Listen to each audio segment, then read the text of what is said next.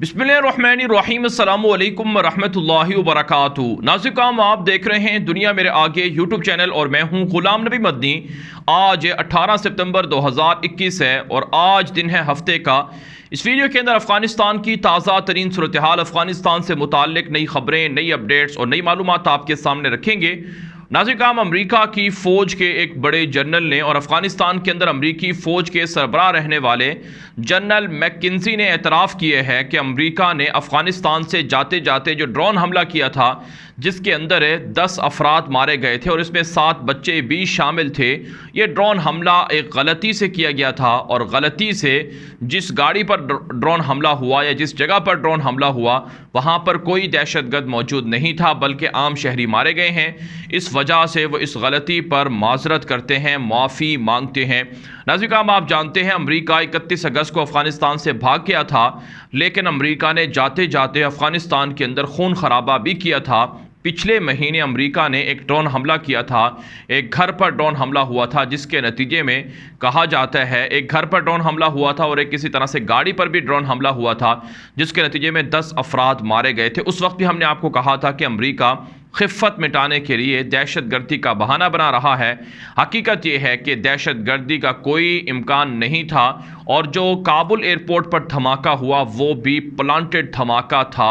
उसके अंदर भी दाइश या किसी और ग्रोह के मौजूद होने के कोई सबूत अभी तक वाज़े तौर पर सामने नहीं आए हैं और धमाका भी उस जगह पर करवाया गया था जहां पर अमरीका की सिक्योरिटी के लोग मौजूद थे। तो इसलिए नाज़िर अब ये हकीकत खुलकर सामने आई है कि अमरीका अफ़गानिस्तान के अंदर पिछले 20 साल के दौरान हज़ारों लोगों को इसी तरह से ड्रोन हमलों के अंदर मारता रहा है।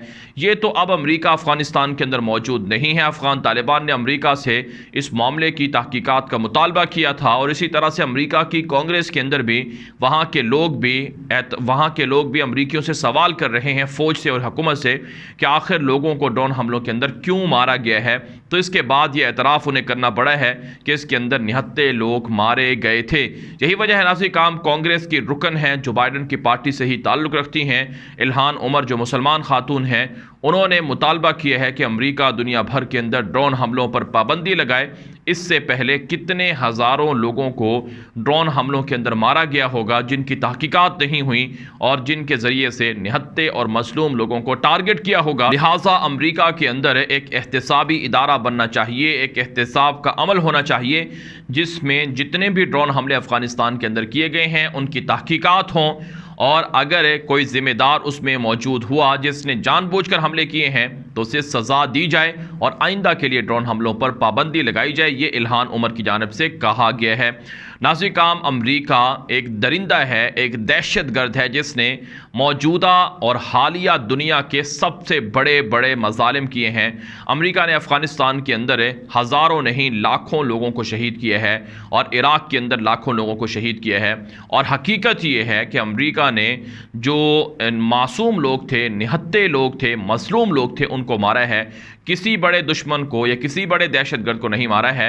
अमरीका सिर्फ ढोंग रचाता रहा है, ड्रामा करता रहा है, वरना आम लोग इस जंग के अंदर मारे गए हैं। यही वजह है अब जब अमरीका की जानिब से ख़ुद एतराफ़ किया गया है कि 10 आम लोग मारे गए हैं, इस पर हम माज़रत करते हैं, तो अफ़गान तालिबान ने दुनिया से मुतालबा किया है कि इस पर अमरीका हर्जाना और मुआवजा अदा करे। नाज़िर 9/11 के अंदर वर्ल्ड ट्रेड सेंटर पर जब हमला हुआ था तो उसके अंदर 3-4 हज़ार लोग मारे गए थे। तो उस हमले के जुर्म में अमरीका ने सऊदी अरब से अरबों डॉलर वसूल किए हैं और कहा है कि चूँकि आपके शहरी इस हमले के अंदर मुलव्वस थे, लिहाजा आपके शहरियों का कसूर था, मुआवजा अदा किया जाए, हर्जाना अदा किया जाए और जिन जिन लोगों के लोग मारे गए थे वो रसा हैं, उनको पैसे अदा किए जाएँ। ये अमरीका ने सऊदी अरब से मुतालबा किया था और सऊदी अरब से पैसे भी वसूल किए हैं। तो अब अफ़गान तालिबान भी मुतालबा करते हैं अमरीका से कि जितने लोगों को मारा गया उनके वरसा को हर्जाना मुआवजा अदा किया जाए, वरना अमरीका दुनिया का जंगी जराइम का हामिल मुल्क होगा।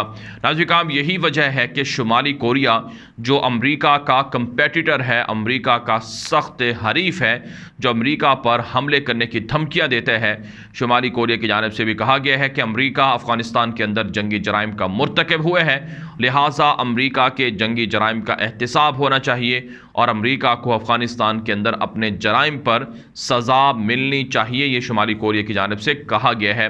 इसी तरह का बयान नाज़िर-ए-काम चाइना की जानिब से सामने आ चुका है। चाइना के वज़ीर ख़ारजा वांग ज़ी ने और उनके जो तर्जुमान हैं उन्होंने कहा था कि अमेरिका ने हज़ारों लोगों को अफ़गानिस्तान के अंदर खून के अंदर बहाया है और उनका खून किया है, उनको कत्ल किया है, लिहाजा इस पर अमेरिका का एहतसाब होना चाहिए, जंगी जराइम का मुकदमा और केस चलना चाहिए। नाज़िर-ए-काम अगर दुनिया के सारे ममालिक मिलकर मुत्तहिद हो जाएं और अमेरिका के ख़िलाफ़ जंगी जराइम के एहतसाब का मुतालबा करें तो अमेरिका को गर्दन से पकड़ा जा सकता है और इसके लिए अमेरिका के अंदर से कैंपेन का चलना बहुत ज़रूरी है। अमेरिका के अंदर से लोगों का उठना बहुत ज़रूरी है। अगरचे माजी के अंदर अमेरिका के ड्रोन हमलों पर अमेरिका में भी एहतजाज होते रहे हैं और अमेरिका के ख़िलाफ़ दुनिया भर से मजम्मत होती रही है, लेकिन ये बदमाश था, जालिम था, डिक्टेटर था, जारे था और आज अल्लाह ताला ने इसे दुनिया के अंदर जलील कर दिया है और इंशाअल्लाह आइंदा भी इसी तरह से जलील होता रहेगा। अमेरिका की कांग्रेस के अंदर, अमेरिका की सेनेट कमेटी के अंदर जो बाइडन हुकूमत के जो हुकूमती लोग हैं, वज़रा हैं, उनकी पेशियाँ जारी हैं, उनको तलब करके उनसे वहाँ के हवाल मांगे जा रहे हैं कि अमेरिका कैसे नाकाम हुआ है, अमेरिका ने फ़ौजें क्यों निकाली हैं और क्या क्या वहाँ पर मज़ालिम किए गए हैं। तो ये एहतसाब अमेरिका के अंदर होना चाहिए और अमेरिका को इन जंगी जराइम पर सज़ा ज़रूर मिलनी चाहिए। बारह नाज़िर-ए-काम अब बात कर लेते हैं कुछ दीगर ख़बरों की। एक और ख़बर सामने आ रही है कि अफ़गान तालिबान ने पंजशीर के अंदर ऑपरेशन और तफ्तीश का अमल शुरू किया हुआ है। मुख्तलिफ पहाड़ी दर्रों के अंदर, पहाड़ी गारों के अंदर तालिबान बागियों की जानिब से छुपाए हुए असलहे के ज़खायर को और दीगर जो माल दौलत है उसको तलाश करने की मुहिम पर हैं। अफ़गान तालिबान को इसमें कामयाबी मिल रही है। पंजशीर को आप जानते हैं अफ़गान तालिबान ने फ़तह कर लिया था 6 दिन के ऑपरेशन के बाद और बागी वहाँ से भाग निकले थे। अमरुल्लाह सालेह भाग गया था, अहमद मसूद भाग गया था और अमरुल्लाह सालेह का भाई मारा गया था और अहमद मसूद के बड़े बड़े कमांडर तालिबान के ख़िलाफ़ ऑपरेशन के अंदर मारे गए थे। अब पूरा पंजशीर तालिबान के कब्ज़े में है, तालिबान का वहाँ पर कंट्रोल है, किसी किस्म का कोई वहाँ पर जंग नहीं है, कोई ऑपरेशन तालिबान के ख़िलाफ़ नहीं है। तालिबान के कमांडर, गवर्नर्स हर जगह पर सिक्योरिटी संभाले हुए हैं।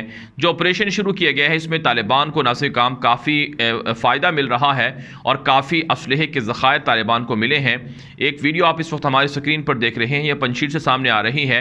बुनियादी तौर पर एक गार के अंदर असलहा छुपाया गया था बागियों की जानिब से ताकि तालिबान के ख़िलाफ़ यह असलहा इस्तेमाल किया जाएगा और यह असलहा वो असलहा है जो अमेरिका ने अफ़गानिस्तान की कठपुतली हुकूमत को दिया था और कठपुतली हुकूमत की जानिब से यह असलहा पंजशीर के अंदर ज़ख़ीरा किया गया और पंजशीर के बागियों को दिया गया और बिल आखिर तालिबान ने यह ज़ख़ीरा असलहे का पंजशीर से पकड़ लिया है। इस वीडियो के अंदर आपको अंदाज़ा हो गया होगा कि इसके अंदर मिसाइल भी हैं और दीगर छोटा बड़ा असलहा भी मौजूद है। अफ़गान तालिबान कहते हैं कि इससे अफ़गान तालिबान के दिफा को काफ़ी फ़ायदा मिलेगा। वैसे अमेरिका के अंदर ये काफ़ी हलचल मची हुई है कि तालिबान को 85 अरब डॉलर का अमरीकी असलहा मुफ्त में मिल गया है। इसका ज़िम्मेदार कौन है, इसका एहतसाब किया जाए और इस पर मुजरिमीन को यानी ज़िम्मेदारों को सज़ा दी जाए। और अमेरिका के लिए अब ये एक और बुरी खबर है कि पंजशीर से तालिबान को अमेरिका ही का छीना हुआ या छुपाया हुआ असलहा मिल गया है और तालिबान की कुव्वत में, दिफा में बड़ा इजाफा हो रहा है। इसके अलावा नाज़िर-ए-काम एक और वीडियो भी सामने आ रही है जिस वक्त आप हमारी स्क्रीन पर देख रहे हैं। ये वीडियो भी बुनियादी तौर पर पंजशीर से है जहां पर हज़ारों लीटर तेल तालिबान को बरामद हुआ है। ज़मीन के नीचे बागियों ने पेट्रोल को छुपाया हुआ था और डीजल को छुपाया हुआ था ताकि बवक्त ज़रूरत इस ज़ख़ीरे को इस्तेमाल किया जाए। आप जानते हैं तालिबान ने मुहासरा किया था पंजशीर का और नाकाबंदी की थी और पेट्रोल और डीज़ल और दीगर जो ज़रूरियात थी उनको मुनक़ते कर दिया था ताकि बागी मजबूर हो जाएं और तालिबान के सामने हथियार डालें। लेकिन बागियों ने इससे पहले ही ज़खायर रखे हुए थे पेट्रोल के और तेल के ताकि बवक्त ज़रूरत इस्तेमाल किया जाए, लेकिन अब तालिबान को वो ज़खायर भी मिल गए हैं। हज़ारों लीटर तेल तालिबान को इसमें बरामद हुआ है जो बतौर माल गनीमत तालिबान के पास जाएगा और ख़जाने में शामिल होगा। नाज़िर-ए-काम इसके अलावा एक और बड़ी खबर सामने आ रही है कि अहमद शाह मसूद का बेटा अहमद ज़िया मसूद वो फ़्रांस के अंदर मौजूद है और फ़्रांस के अंदर जो वहाँ के जो सियासतदान हैं, ऑफिशल्स हैं, उनके साथ उनकी मुलाकातें हो रही हैं। इतराज़ सामने आ रही हैं कि अहमद मसूद ने कहा है कि अब उसकी अव्वलीन तरजीह ये है कि आलमी सतह पर तालिबान की हुकूमत को तस्लीम करने से रुकवाया जाए, यानी मुख्तलिफ मालिक को हम कायल करेंगे कि तालिबान की हुकूमत को तस्लीम ना किया जाए और ये हमारी बड़ी कामयाबी होगी अगर तालिबान को फ्रांस, यूरोप और दीगर ममालिक तस्लीम ना करें। अहमद मसूद का ये ताज़ा बयान सामने आया है। नाज़रीन, इत्तला सामने आ रही हैं कि अहमद ज़िया मसूद को यूरोपीय पार्लियामेंट से खिताब के लिए भी इन्वाइट किया जा रहा है कि वह यूरोपीय पार्लियामेंट के अंदर खिताब करें और पंजशीर के हवाले से, अफगानिस्तान के हवाले से एतमाद में ले वहाँ के लोगों को, यूरोपीय मालिक के लोगों को, मंदूबीन को बताए। तो इससे आपको अंदाज़ा हो गया होगा कि कैसे यूरोप के अंदर है और यूरोपीय मालिक के अंदर तालिबान के ख़िलाफ़ अब भी साजिशें की जा रही हैं और तालिबान के मुखालिफिन को प्रोटोकॉल दिया जा रहा है और उनके साथ मिलकर अफ़गानिस्तान को बदअमनी से दोचार करने के लिए यूरोप प्लान कर रहा है। लेकिन यूरोप अब महज साजिशें कर सकता है, तालिबान को धमकियाँ दे सकता है या तालिबान की हुकूमत को तस्लीम नहीं करता तो ना करे, लेकिन अफ़गानिस्तान के अंदर आकर तालिबान की हुकूमत को यूरोप ख़त्म नहीं कर सकता है। यूरोप और नेटो आपस में लड़ रहे हैं, उनमें इख्तिलाफ़ात हो गए हैं, एक दूसरे का गिरबान पकड़ा हुआ है। फ्रांस ने अमेरिका का गिरबान पकड़ा है और अमेरिका ने फ्रांस का पकड़ लिया है। तो ये जब आपस में लड़ रहे हैं तो ये अब अफ़गानिस्तान के अंदर दोबारा नहीं आएंगे और ना यहाँ का कुछ बिगाड़ सकते हैं।